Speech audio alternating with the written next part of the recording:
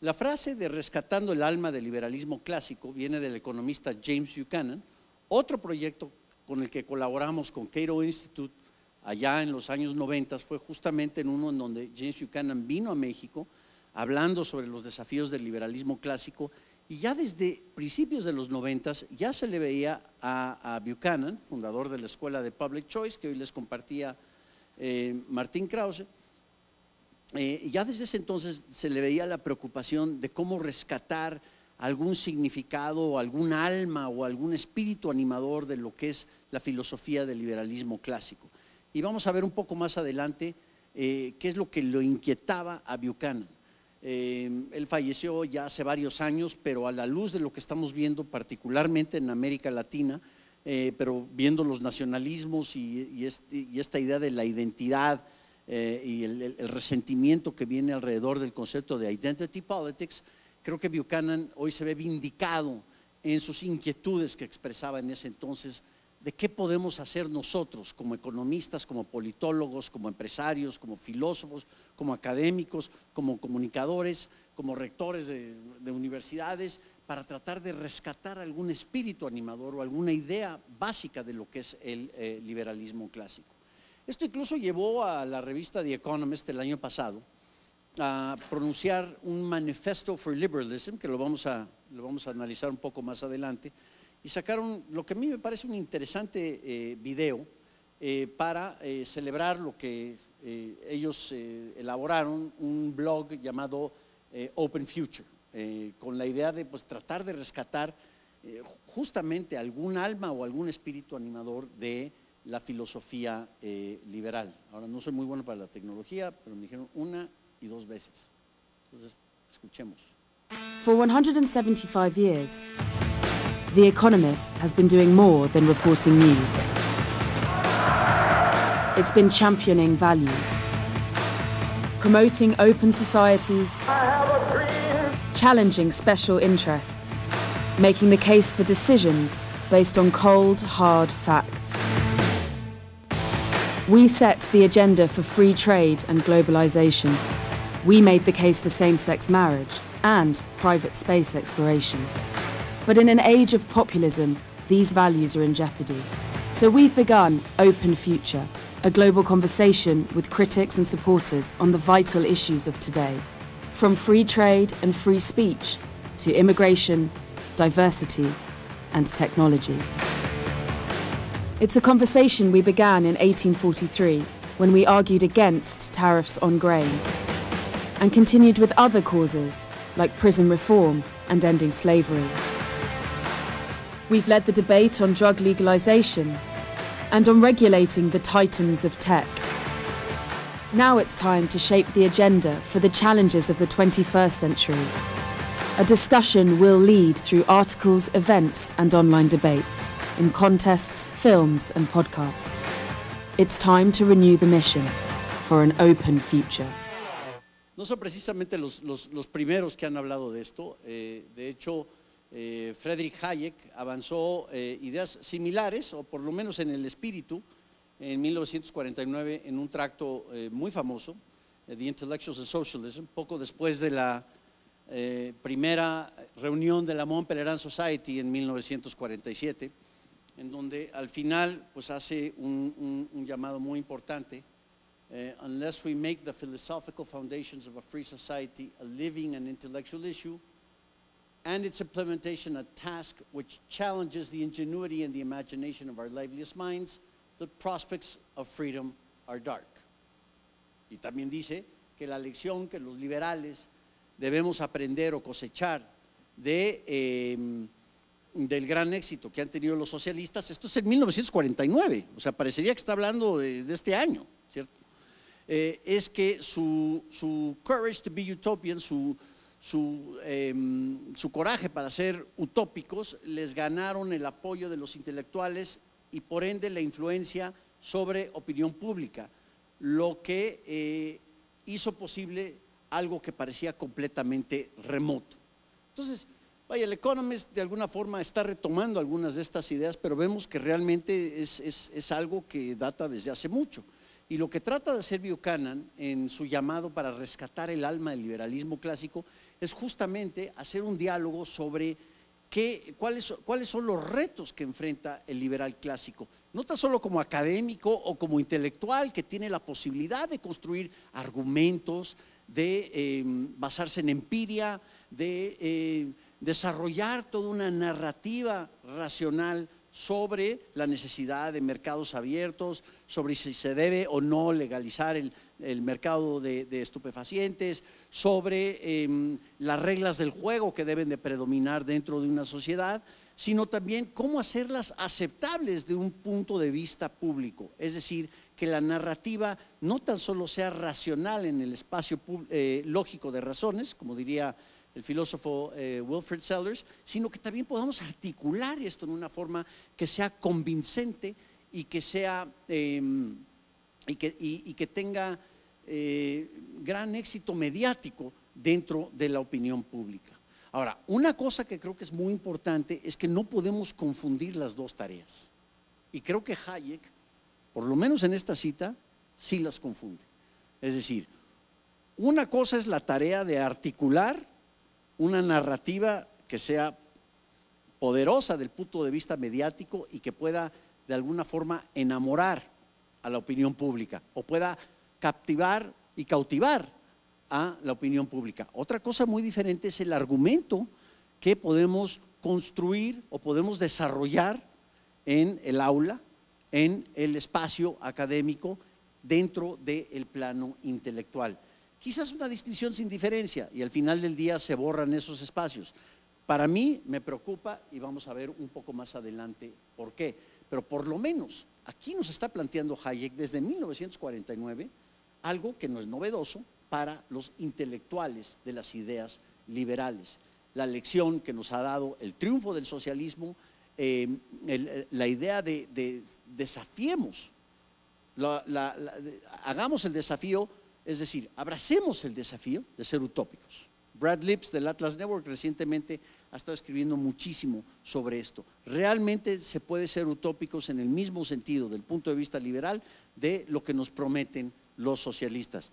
Yo les voy a dar mi opinión, yo creo que no, pero esa es mi opinión y veremos por qué un poco más adelante.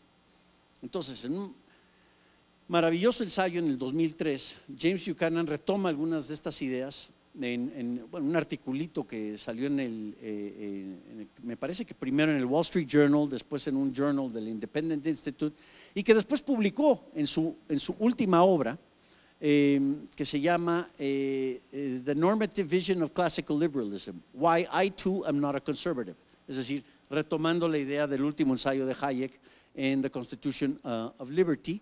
Y en esta particularmente a mí me ha obsesionado el estudio y la reflexión, la maravillosa reflexión que nos comparte un economista que, por cierto, era un economista en la tradición de political economy, es decir, totalmente multidisciplinario, incluso respetando aquel lema hayekiano maravilloso que el economista que solo sabe economía sabe muy poca economía.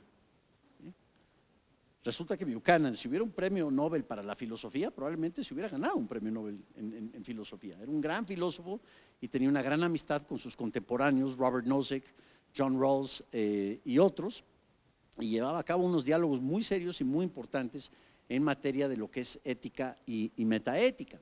En teoría de juegos, bueno, pues era absolutamente espectacular y también tenía un diálogo muy rico con aquellos que se especializaban en estas áreas. Entonces Buchanan era un especialista en economía, en política, en filosofía, era verdaderamente multidisciplinario, algo que debemos rescatar y que ciertamente ha sido un problema en la especialización que vivimos hoy en día, no tan solo en economía, también se vive en la ciencia política. Pero en fin, me desvío. Lo importante aquí, como nos dice Buchanan, fíjense, esta cita es maravillosa. Nosotros como liberales genuinos hemos fallado en rescatar el alma del liberalismo clásico. Los libros y las ideas son necesarias, pero no son suficientes para asegurar la viabilidad de nuestra filosofía. El problema reside en la presentación del ideal. Mi tesis es que el liberalismo clásico no logrará reunir suficiente aceptabilidad pública si sus defensores se limitan al pragmatismo sobre si funciona o no un sistema de libertad. Si el ideal no se encuentra, habrá un vacío. ¿Y qué creen? Otras ideas llegarán para llenarlo. Los liberales clásicos han fracasado en la comprensión de esta dinámica. Y escuchen hoy, justamente es parte de lo que nos estaba tratando de comunicar, entre otros Axel Kaiser. ¿Qué pasó en Chile? Se generó un vacío y llegaron otras ideas que están tratando de llenar ese vacío. Entonces, de alguna forma, liberales clásicos han fracasado en la comprensión de esta dinámica. Pero aquí nuevamente, Buchanan está pidiéndole al intelectual de las ideas liberales, al intelectual liberal, no tan solo requiero un argumento racional convincente, sino que tenga suficiente aceptabilidad pública. Y la pregunta ante ustedes es si realmente se puede reunir esto, o no es pedirle demasiado al liberalismo clásico de que genere una suficiente aceptabilidad pública, por lo menos en los mismos términos de que el espíritu animador del socialismo o el alma del socialismo puede lograr. Vamos a ver. Esta es la reflexión a lo que los invito que consideren.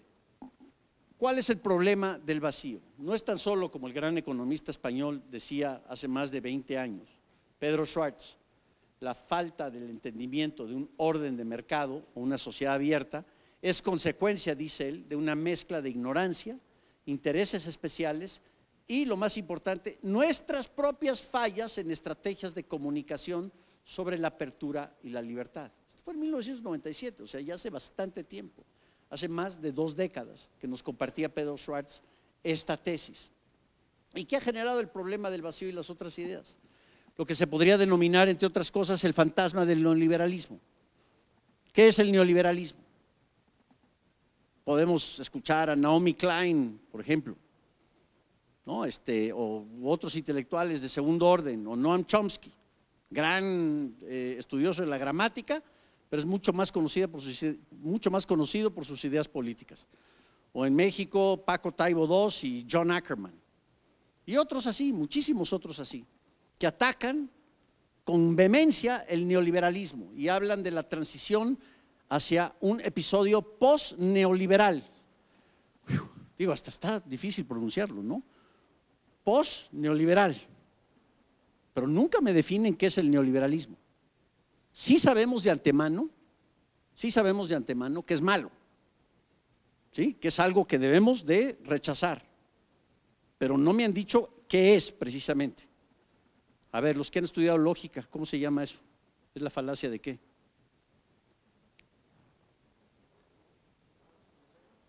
Petición de principio.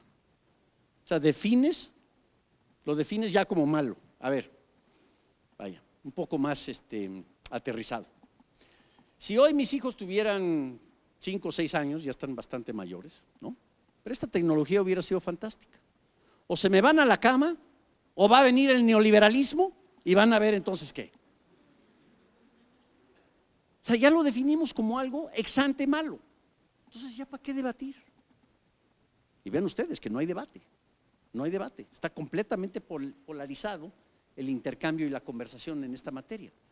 Yo, por mi parte, mejor desechemos el término neoliberalismo. Yo también soy antineoliberal, porque ¿quién por Dios va a estar a favor del mal, de algo que por definición es malo?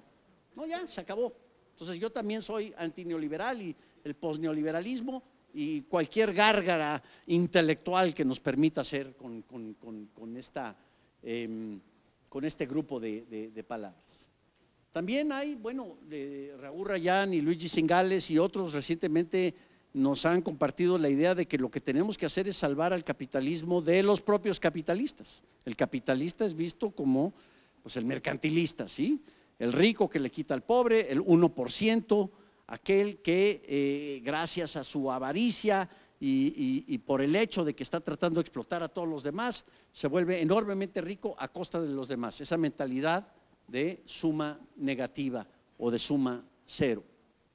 Y esto, bueno, el hecho de que exista un vacío, pues permite que lleguen las Kleins, los Chomskys, los Paco Taibo II a compartirnos. Paco Taibo II recientemente en Argentina, es otro de mis ejemplos favoritos, decía: hermanos y colegas, no saben lo delicioso que se siente ahora que ganó López Obrador, lo magnífico que se siente liberarse de la lógica neoliberal del mercado. Abracemos el sueño guevarista de la integración regional en vez. Ahora, o sea, por favor, descífrenme, ¿qué diablos, qué carajo está diciendo? Yo no sé. ¿Qué quiere decir vamos a liberarnos de la lógica neoliberal del mercado? O sea, ¿qué? ¿Del sistema de precios? O sea, ¿sí lo podemos eliminar ex ante? Ahí les empiezo a hablar un poco de la mentalidad de cómo se puede modificar la realidad que nace del espíritu animador del socialismo.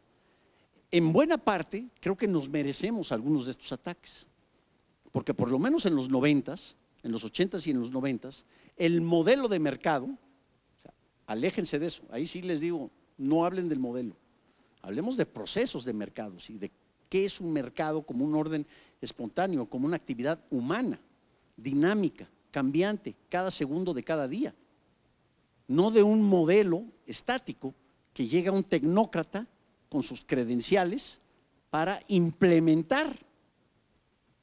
Y en parte, por lo menos en la experiencia mexicana, y creo que en parte en la chilena también, yo sé mucho más que tú. Yo aprendí economía en la Universidad de Chicago, en MIT, o yo estudié con James Paterba o Darren Acemoglu. Entonces, en México, Luis Videgaray, nuestro secretario de Hacienda, el sexenio pasado de Enrique Peña Nieto, era el vintage tecnócrata, el que sabía más que todos los demás. Y nadie podía cuestionarlo. ¿Por qué? Porque esa sí es una falacia ad hominem, por cierto. Que no estudió lógica el señor, sabrá mucha economía, pero no estudió lógica. Y este credencialismo le dio un muy mal nombre a la idea de las reformas estructurales de mercado. ¿Por qué? Precisamente por esa soberbia, que es simplemente la otra cara de la moneda de la soberbia que te presenta el socialista del siglo XXI. Y bueno, tenemos los nuevos populismos y los nacionalismos. Pero este es el problema que deja el vacío. Me voy a brincar esta. Así que tratemos entonces de descifrar el alma del liberalismo. Aquí puede haber muchísimas opiniones, perspectivas que se pueden compartir, ¿no? Entre otras cosas, por ejemplo, si hablamos del espíritu animador del liberalismo, ¿es una doctrina? ¿Es una ideología? ¿Es una tesis? ¿Es un modelo? ¿Sí? Yo les comparto a ustedes, para mí es más una especie de temperamento ante el conocimiento. Me encanta la definición que utiliza un filósofo americano llamado Jan Narveson, que dice: un orden de libertad es uno donde las decisiones normativas y políticas en la sociedad civil son determinadas en forma independiente de una previa concepción de cómo se debe vivir la vida. Es decir, lo que se debe hacer, lo que no se debe hacer, cómo hacerlo, la decisión se toma independiente de la previa concepción de, digamos, un Andrés Manuel López Obrador de cómo se debe vivir la vida. Lo menciono porque el señor hoy sacó Hacia una economía moral, su nuevo libro, que por cierto vale 139 pesos. No sé si Paco Taibo II le habrá dicho que hay que liberarse de la lógica del mercado. O sea, Hacia una economía moral quiere decir que el señor sabe más que todos nosotros de cómo debes tú de vivir la buena vida, y te impone cómo debe vivir la buena vida o cómo se debe vivir la vida. Ahora, si no te gusta cómo vive el vecino, con tal de que no esté violando mis derechos, hasta ahí. La gran reflexión que hace Hayek en The Constitution of Liberty, y que es un dilema que data, bueno, desde hace mucho antes, pero otro que lo elaboró en una forma muy poderosa fue John Stuart Mill. Pero repito, ¿qué es lo que nace? Si este es verdaderamente el espíritu animador del liberalismo. Hay otros que dicen, por ejemplo, nuestro gran comunicador peruano, nuestro amigo Federico Salazar, está convencido, es una doctrina, o sea, no se hagan bolas, es una doctrina. Sí, mi amigo José Antonio Aguilar Rivero, que Gabriela Calderón lo citó creo que lo citó en su maravillosa plática anterior sobre la historia del liberalismo, ¿sí? también es una doctrina de derechos políticos. Es más, no tiene nada que ver con economía, es una filosofía política. Y aquí están las bases, ¿no? Carlos Alberto Montaner también tiene una exposición alrededor de ello. Bueno, creo que es legítima la pregunta, si, ¿de qué exactamente estamos hablando? Si es un temperamento ante el conocimiento, bueno, pues tenemos a gente como Michael Oakeshott que nos dice pues que lo que debemos de luchar en materia de libertad es la conversación civilizada. Karl Popper, con su maravillosa idea de la sociedad abierta y la forma en que define las decisiones políticas es muy similar a la de Jan Narveson. Mecanismos para evitar al mal político, de que va a haber malas decisiones, las va a haber. ¿Qué podemos hacer? O sea, la misma metodología de la falseabilidad, del falsifiability, aplicarla a el tema político. Octavio Paz en México decía, yo no estoy a favor del liberalismo, estoy a favor de la libertad. Y algunos decíamos, ay, ya bájale, suenas muy pomposo, mexicano, típico, intelectual, diletante, ¿no? Pero hasta que lo lees y verdaderamente te das cuenta, lo que te estaba tratando de decir es, abracemos la libertad, pero no algo doctrinal que de antemano ya te está definiendo cuál es la naturaleza del debate. Y por eso pues él, ofrecía toda una serie de tractos, de poesía, de ensayos y de reflexiones, y por más que sí, en vida personal era un diletante intelectual insoportable, creo que nos dejó grandes enseñanzas. Y parte de esas enseñanzas es precisamente el liberalismo de la duda. No el liberalismo de la fe o no el liberalismo doctrinario, sino un espíritu de libertad que descansa en la dubitabilidad, en la duda, en el escepticismo, en cuestionamientos constantes. Hayek incluso, si ustedes leen el ensayo Nobel de Hayek, Los límites del conocimiento, creo que era el título, pero algunos de mis colegas aquí me pueden recordar los límites del conocimiento en la sociedad. El uso del conocimiento en la sociedad. Vaya, es prácticamente, si bien fue su discurso Nobel de Economía, pudo haber sido un discurso Nobel de Epistemología. O sea, es un maravilloso ensayo sobre teoría del conocimiento y la forma en que estos conocimientos tácitos, millones de ellos están dispersos alrededor de la sociedad y cómo logran coordinarse a través de sistemas de comunicación, como pueden ser el sistema de precios. Este es un liberalismo de duda. ¿De duda por qué? Porque entonces aquel que crea que puede recoger todos esos millones de conocimientos dentro de un algoritmo que pueda, o dentro de un modelo prefabricado que pueda lograr una decisión exacta de cómo se debe llevar a cabo la actividad económica, cómo se debe vivir la vida, ¿sí? Pues cae en el mito de la planificación central. No es el argumento de Ludwig von Mises, que es más un argumento similar al de Ludwig Wittgenstein en investigaciones filosóficas de la imposibilidad de un lenguaje privado, de un idioma privado, de un language game privado, sino más bien es un argumento en donde sería totalmente pretencioso, ¿sí? Sería una fatal arrogancia, justo ahí es el último libro al que llego, una fatal arrogancia pensar que alguien puede reunir todos los conocimientos. Imagínense, si a la pobre de Guillermina, todo lo que le ha costado organizar todo esto, ¿qué burócrata nalgón ahora va a llegar a decir, y yo te puedo planificar toda la actividad de todo el momento de lo que pasa en Guatemala y en América Latina? Verdaderamente tiene uno que pensar que tiene acceso a un conocimiento divino o a un monopolio de la verdad. Aquel político que presume hablar con la verdad es al primero, hay que decir, huyamos, ¿sí? Presumimos perseguir la verdad, pero ya tener el monopolio de la verdad, de ahí al campo de concentración que no esté de acuerdo conmigo, sobre todo hacia una economía moral, y si no estoy de acuerdo, fíjense la trampa, entonces eres inmoral, ¿no? Si López Obrador publica su Biblia, la economía moral, y yo digo, no hombre, está despistado aquí, se equivocó por X, Y o Z, no, pues entonces eres inmoral, ya, me descalificó. Es muy peligroso hablar con la verdad. Y creo que es parte de lo que trata de recoger la idea del liberalismo como un temperamento ante el conocimiento, una humildad ante el conocimiento. Mientras que el espíritu del socialismo son las utopías al instante. Buchanan mismo decía, el himno de la modernidad parece ser encárgate de mí, ya sea el Universal Basic Income, el ingreso básico universal, la constitución moral de la que ahora habla López Obrador y otros socialistas latinoamericanos, Obamacare en el sexenio pasado, incluso Make America Great Again en esta actual presidencia de Donald Trump. ¿De dónde nace esto? Algunos piensan quizá que es una forma un tanto, una lectura bastante caprichosa de la justicia redistributiva que nace y la igualdad social que nace con el pensamiento de John Rawls.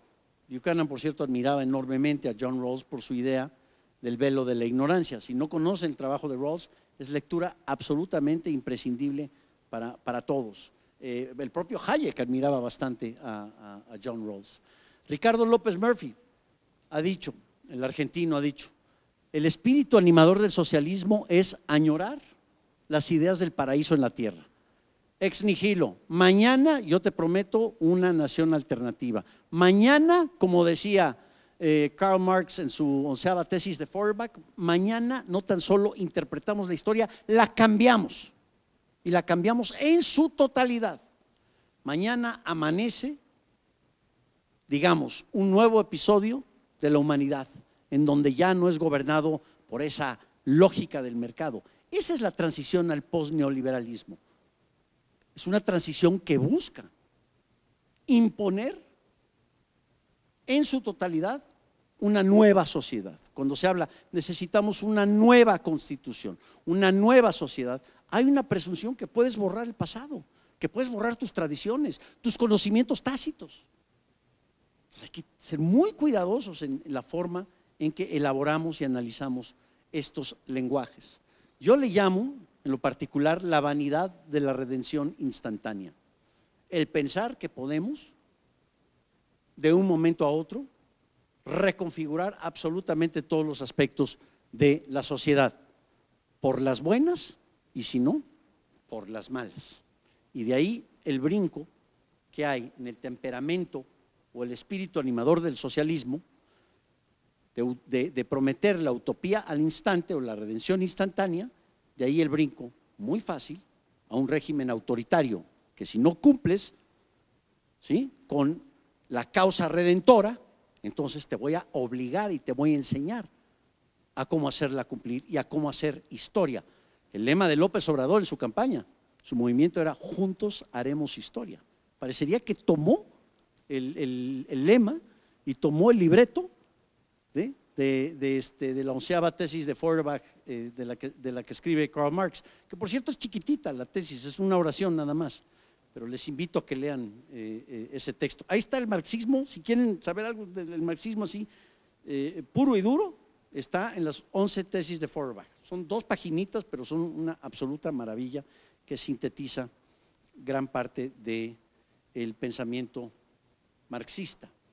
Aquí de alguna forma podemos hablar de que en estos debates de socialismo y el liberalismo me hace recordar el fresco de Rafael, Platón y Aristóteles. Platón que en este fresco tiene el Timeos abajo de su brazo, el diálogo del Timeos, y está apuntando hacia arriba, está acá. La realidad y la verdad absoluta está acá y solo el filósofo rey tiene acceso a esa verdad. Solo aquel que está conmigo tiene acceso a esa verdad privilegiada. Mientras que Aristóteles, que tiene la ética de Nicomaqueo, quizá probablemente el libro de ética más importante, el tracto de ética más importante que se ha escrito en la historia del ser humano, dice no, estamos aquí, entre nosotros, entre la realidad, entre la acción humana. Aquí es donde debemos de buscar la verdad, lo que está y lo que vivimos, lo que está con nosotros y lo que vivimos a diario. Michael Oakeshott, en un maravilloso ensayo llamado On Being Conservative, si le eliminamos la palabra conservador, que ahí está, o sea, Peor que el neoliberalismo es quizá el conservador, o como dice López Obrador en México, los fifís. Si alguien es malo es fifí, conservador y neoliberal. Y bueno, de ahí a ser un violador de niños ya es un pasito, ¿no? Entonces ya. Así que si nosotros le quitamos conservador a liberal a esta idea, Oakeshott aquí comparte la misma idea de un temperamento humilde ante el conocimiento. Ser conservador o ser liberal es preferir a lo familiar, a lo desconocido, a lo que funciona sobre lo que nunca se ha probado anteriormente. Hechos a misterios, lo actual a lo posible, lo limitado a lo que es ilimitado, lo cercano a lo distante, lo suficiente a lo superabundante, risa presente a utopía, a felicidad utópica. Risa presente a felicidad utópica. Yo los invito, lean y vuelvan a releer este maravilloso párrafo, porque aquí está la esencia de lo que es la humildad ante el conocimiento. No se está defendiendo el conservadurismo a rajatabla, pero sí la idea de que hay que cuestionar aquel que llegue con la fórmula de la superabundancia. A ver, ¿sabes qué, mi rey? ¿No? Primero déjame ver, como dirían los mexicanos, ¿qué onda? ¿No? Primero déjame ver, a ver si funciona, y ya luego veo si te doy el beneficio de la duda. Igual también, no, yo te prometo la felicidad al instante mañana. ¿Sabes qué? Me quedo con mi risa presente, con lo que funciona a mi alrededor, con Aristóteles y aquí, y no con lo que se impone del mundo de las ideas platónicas. Este es el gran dilema intelectual entre el liberalismo y el espíritu animador del socialismo. ¿Y cuáles son nuestros dilemas? Entonces yo les pregunto, es una pregunta legítima. ¿Es posible un ideal liberal con mayor aceptabilidad pública que las utopías instantáneas de sus antagonistas socialistas? En mi opinión personal, subjetiva y falible, yo digo que no. Imposible ganarle en términos de aceptabilidad pública a aquel que te promete la redención instantánea. Así lo pongo. Yo sé que Walter Castro no está de acuerdo conmigo y que es una batalla que hay que superar, pero está, bueno, sí, pero también me pones como México ganarle a Argentina en fútbol. Bueno, ese debate ya lo hemos tenido demasiadas veces y yo ya me rindo y me doy ante el gran Walter Castro.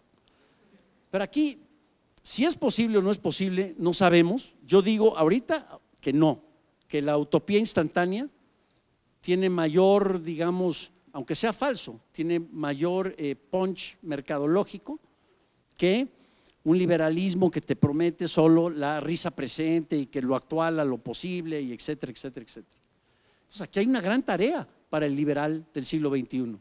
Primero, diferenciar la tarea sobre la reflexión intelectual en el espacio lógico de razones. Por ejemplo, Hayek y su llamado para el liderazgo intelectual,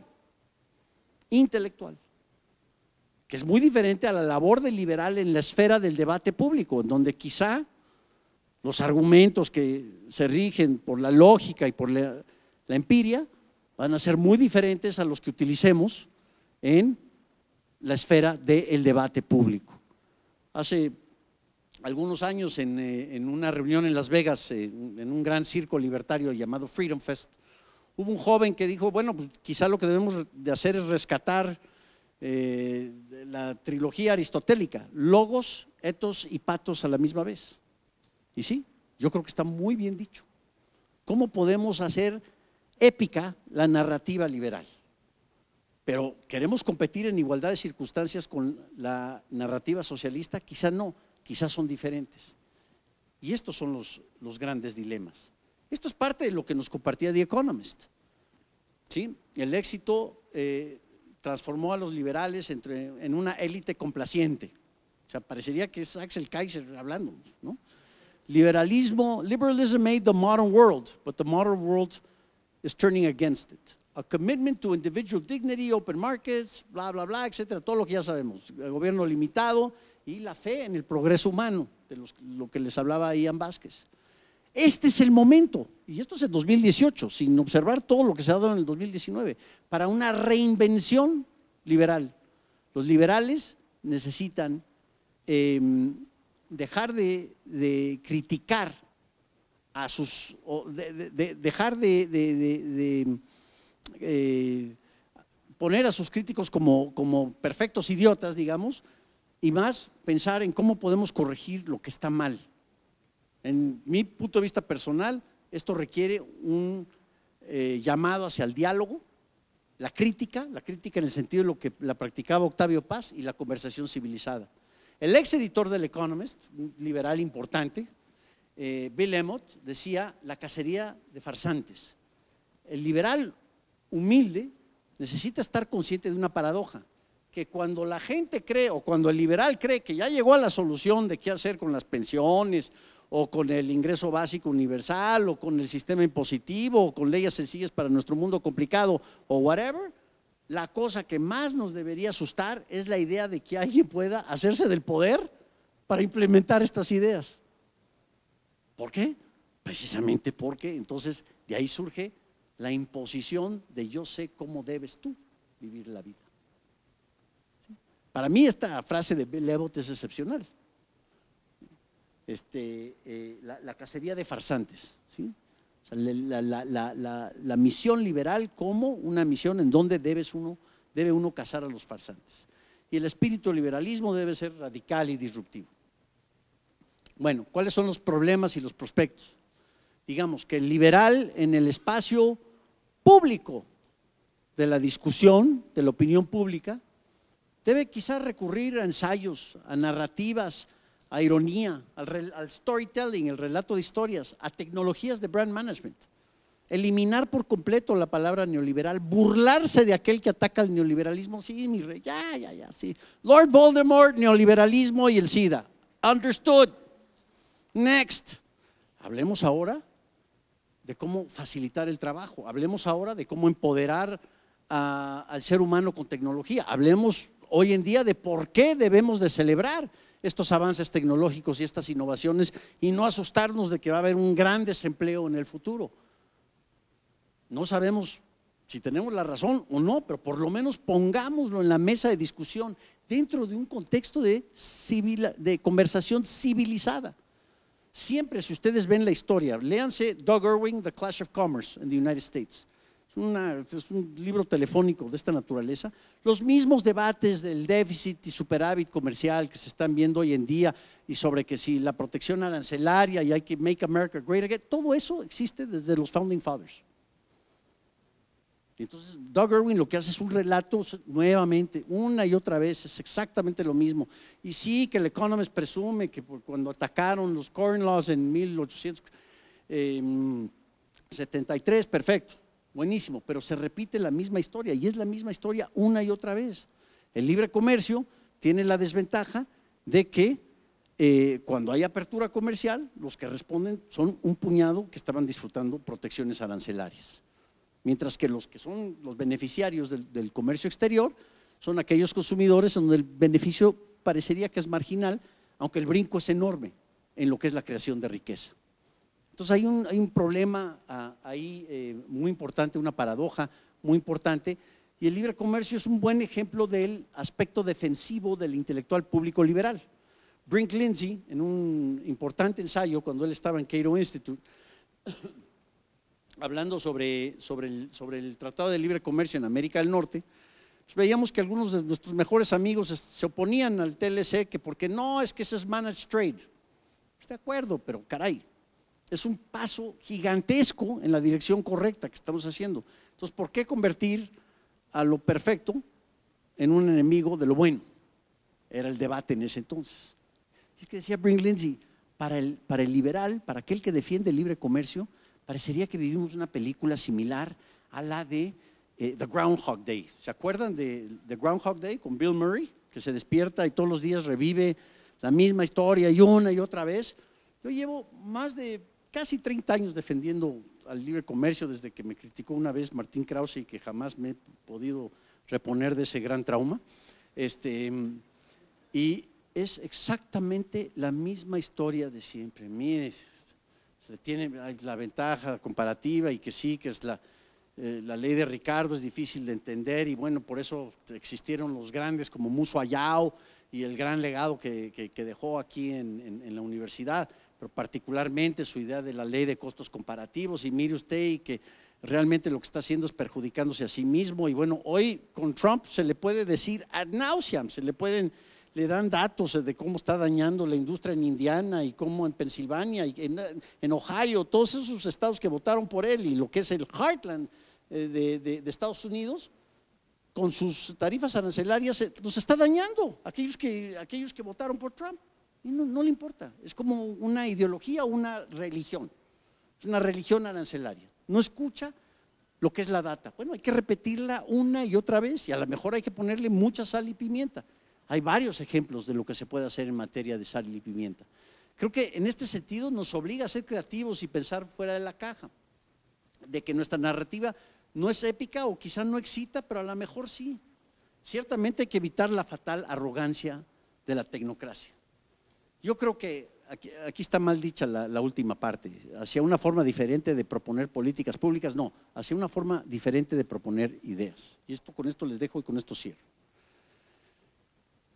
J.K. Rowling, la autora de los libros de Harry Potter, dio un precioso discurso en Harvard, en el Commencement Speech en 2008, que se llama Failure and Imagination. O sea, el poder del fracaso y el poder de la imaginación. Es una mujer que vivía en su carro porque no tenía dónde más, con su hijo. Y hoy es más rica que la reina de Inglaterra. ¿Sí? ¿Por qué? Porque cosechó lo que es la curva de aprendizaje, el ensayo y error. Aprendió a cómo fracasar, a reinventarse y volver a reinventarse. Y hoy en día, pues hasta hizo la lectura agradable para todos. No tan solo para los niños, para los padres también, para los abuelos, para quien sea.